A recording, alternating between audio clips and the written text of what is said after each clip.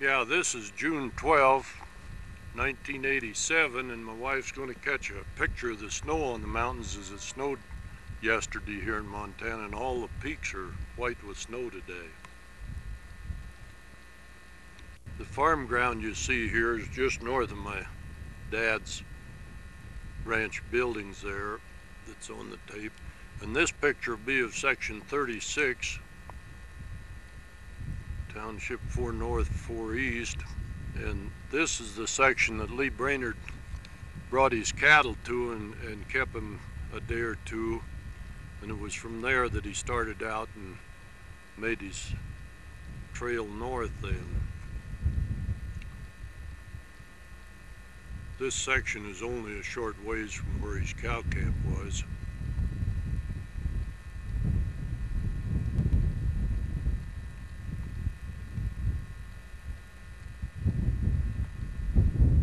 My older brother Harry, who was only 6 years old at the time, and my father was here the morning that Lee left with the cattle and helped him.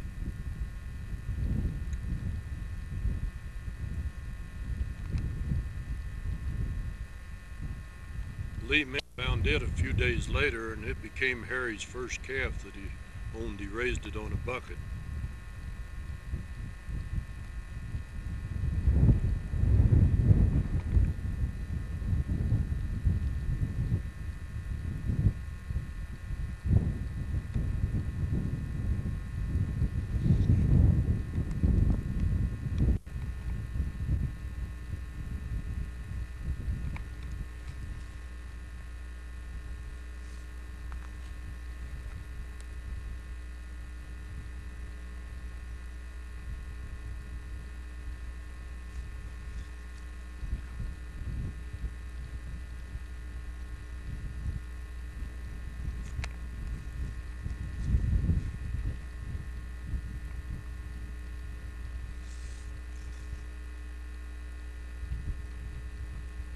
When Lee left section 36 with his cattle, he went straight north.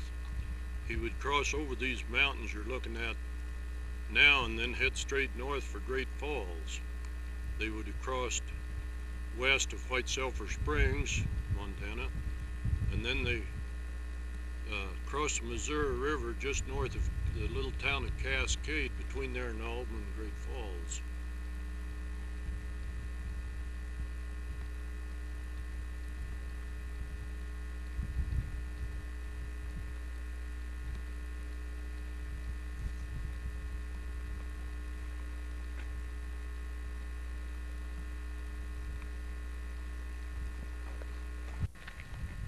Yeah, this would be the corner of section 36 where Lee brought the cattle out and counted them out the morning they left for Canada. The road has been changed a little in gravel since then. It's been improved some.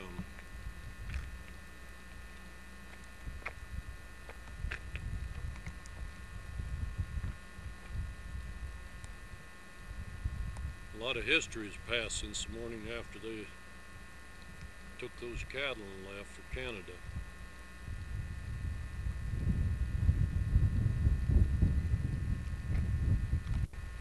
This is the site of Ernest Callentine's homestead, and the records show that Lee was married both times here in the residence of Ernest, and the second time when he was married to Dora Brock, it gives Ernest and Maud, his wife, as witnesses.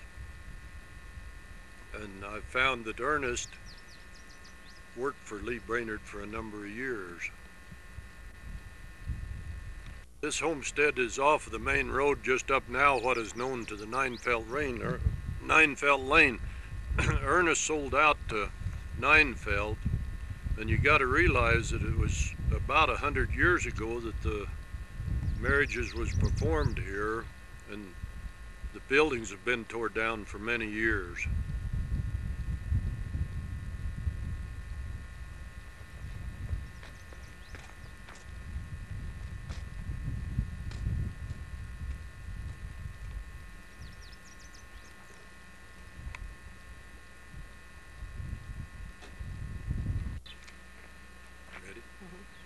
This would be the house that Lee Brainard lived in and raised his family before he went to Canada. And it was moved to this site by Bob Hoagland and Arlene, who live in it now. Originally, this side of the house was one big porch, and they closed it in after moving it up here.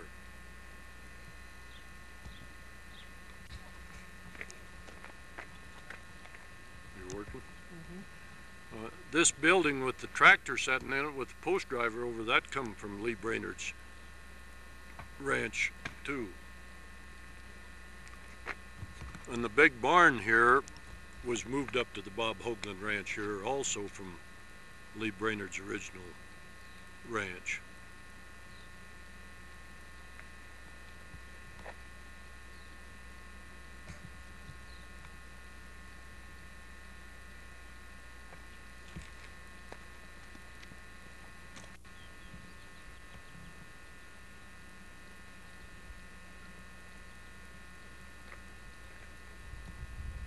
This would be another picture of the Horseshoe Hills taken from the Bob Hoagland ranch, where the buildings were moved to from where Lee's ranch building always were. And this would be a view of the east side of the Horseshoe Hills.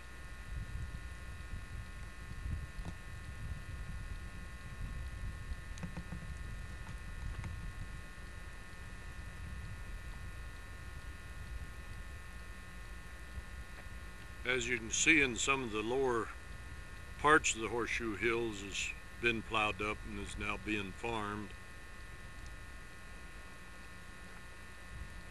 As we get closer to the valley, you'll notice more farming, and she'll go on and take a picture of the west end of the Gallatin Valley.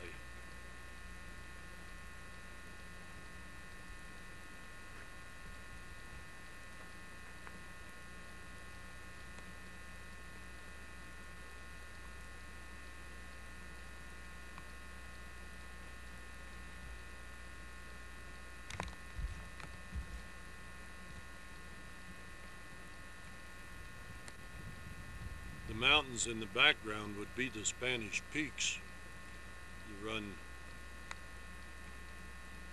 east into the Yellowstone National Park.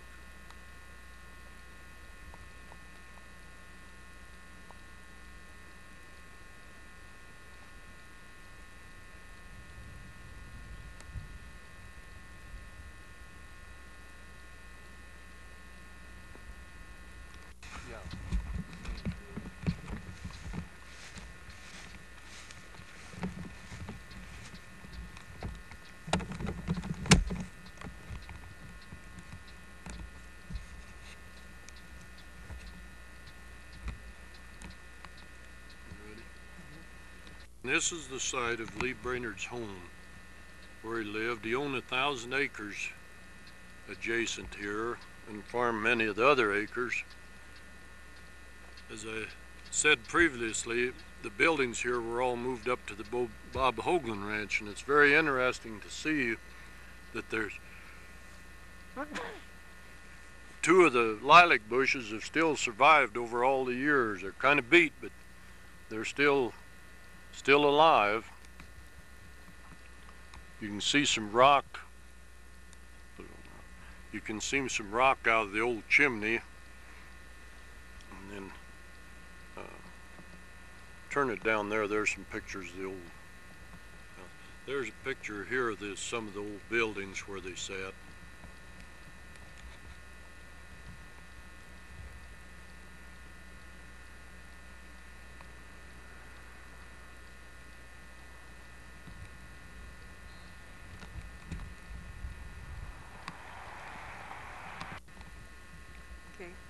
We're still on Mill Creek. We just drove up on the hill a little ways to get a better picture of the whole creek. There's a picture of the Bridger Mountains, which is only a mile or so away. That's where they used to go to get their lumber and their wood.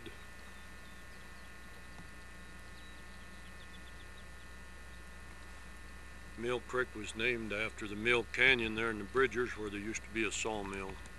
That's where it derived its name. For all this land adjacent here now is farm ground.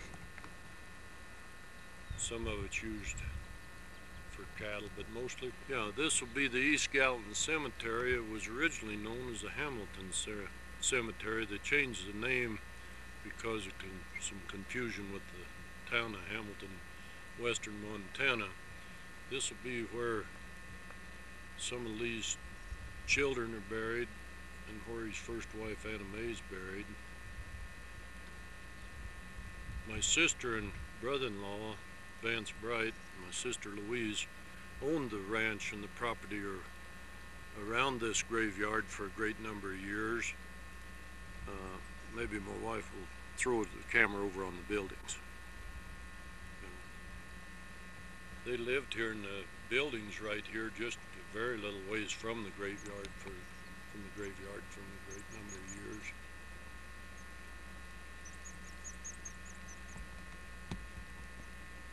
Buried here at the East Gallatin Cemetery would be Anna Mae Conroy Brainard, Lee Brainard's first wife. She was born April 2nd, 1869, died June 10th, 1893. An infant son of Lee and Anna Mae died June 11th, 1893, was 20 days old. Albert Day Brainard, son of Lee and Anna Mae, born 1888 and died in 1907. He was the son that died in Canada in the blizzard. Bessie Lee Brainard, daughter of Lee and Anna Mae, born in 1887 and died in 1929. A small boy, Hubert E. Brainard, son of Lee and Dora Alice Brock, his second wife, died February 16th, 1903, at the age of 10 months and 5 days. And also buried here is an infant son of Avie and Clara Mitchell. Clara would be Lee's daughter, and the little boy would be his grandson.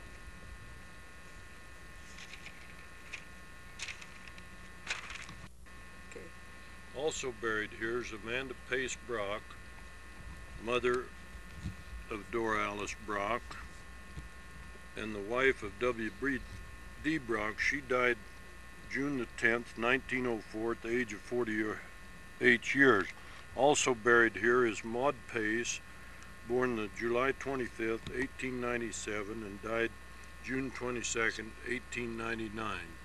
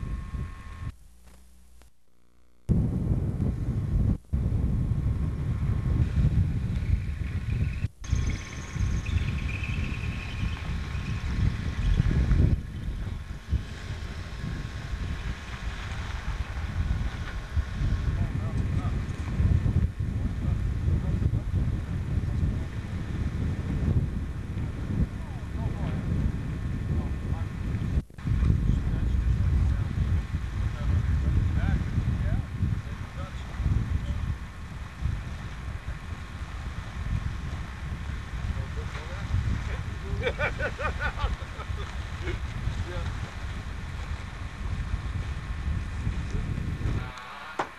comes Mr. and Mrs. Harold Jones.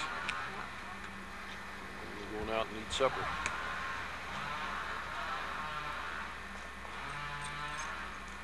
Turn around and stop there and I'll get a picture.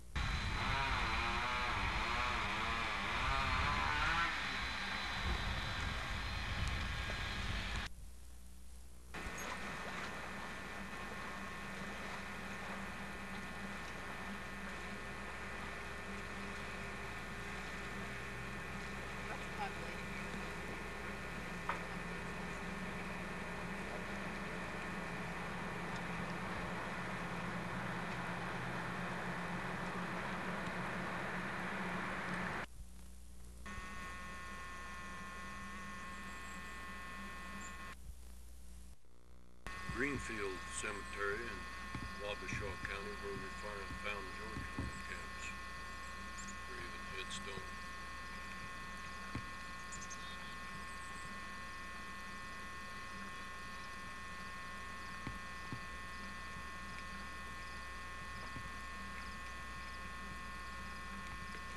That sign.